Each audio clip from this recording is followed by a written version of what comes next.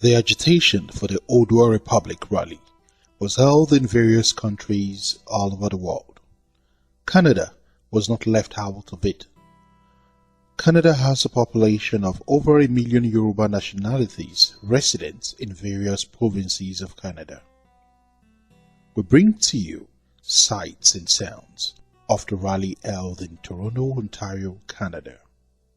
He's not a good listener and he doesn't have no vision. He doesn't carry Nigerians along. So what's the point? We want out. Period.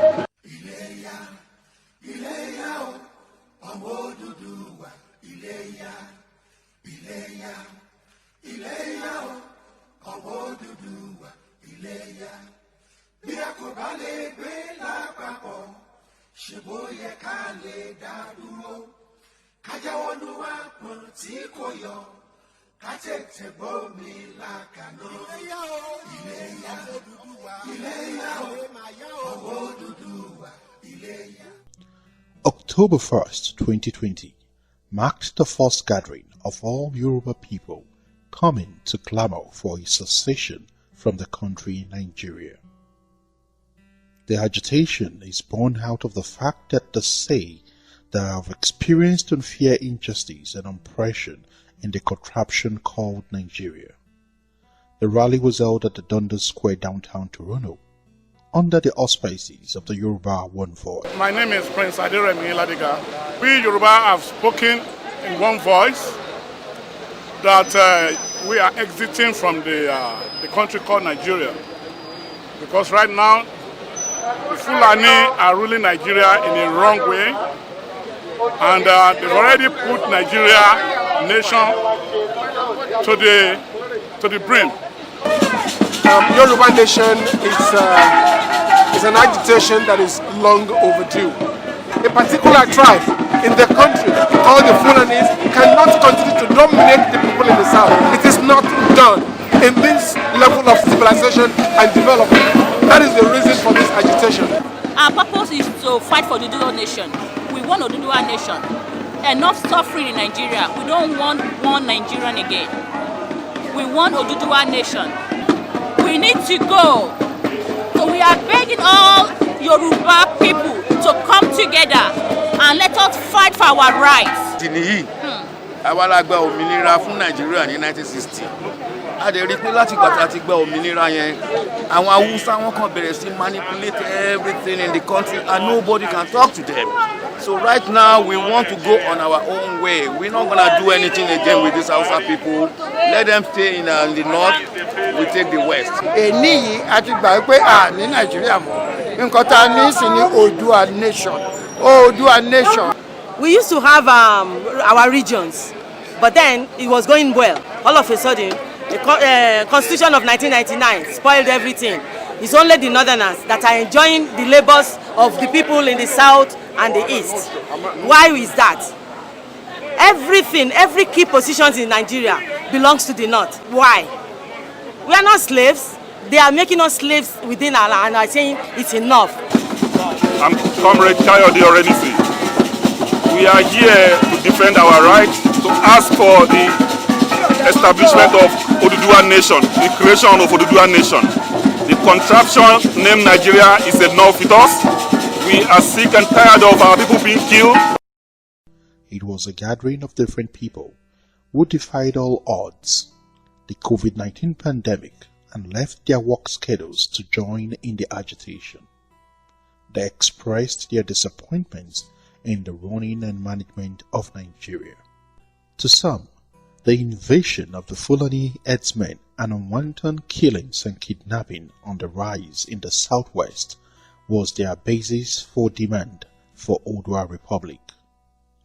The rally had in attendance elders and seniors who expressed their fears and saw the hope of redemption for the future of their children, and believed that the demand for Odua Republic would be the solution.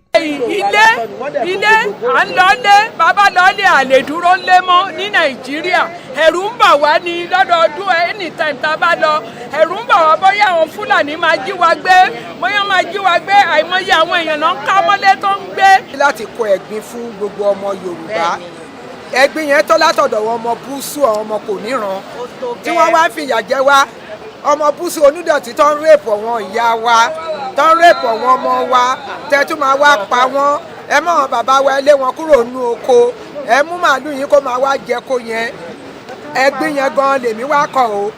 ṣé rí ìmọ̀ràn ti pé ká fọwọ́pọ̀ ká fi ìmọ̀ràn ṣọ̀kan ká lè dá a ṣe dáadáa.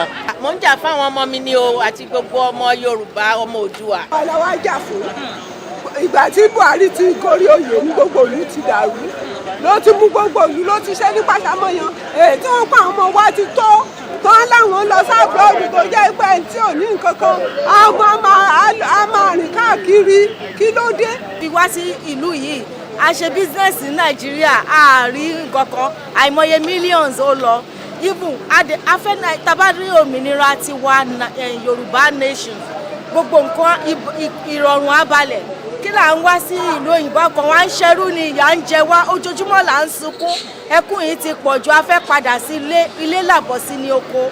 Yorùbá nation la fẹ́ torí ọkọ téèyàn bá dó tí ò bá pé èèyàn yóò máa yẹra fún ni àwọn ọmọ wa ń jìyà ńlé àwọn tá a fi sílẹ̀ ń jìyà ńlé kò sí nǹkan tó ṣe ń lé tó tẹ́ wọn lọ́rùn wọn kò sómi kò sí iná ọlọ́pàá ń pa àwọn Boko Haram gbogbo wọn náà ń pa ẹjọ́ afẹ́ gbòmìnira.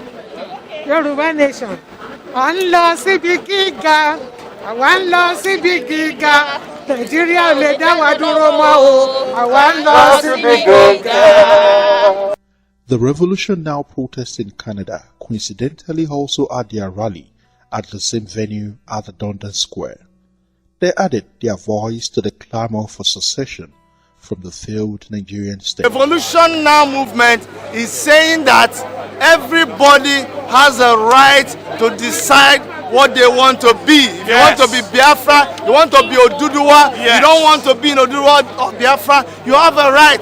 But the problem is that the stupid, clueless government of Buhari will not conform to the Constitution of Nigeria, which guarantees freedom of expression. So anytime anybody gets up to express themselves, they will kill the person, they will jail the person, they will imprison you. Abuse. There is human rights abuse. So that's what we are saying. The Siamese objective of the both groups ignited the high morale during the rally. Well, the step is a right one in a positive direction, but it is our hope that the Nigerians at home will arise and defend this mandate of a Yoruba nation.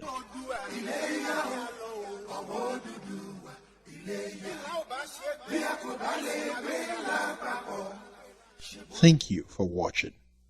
Where do we want? Where do we want it? No!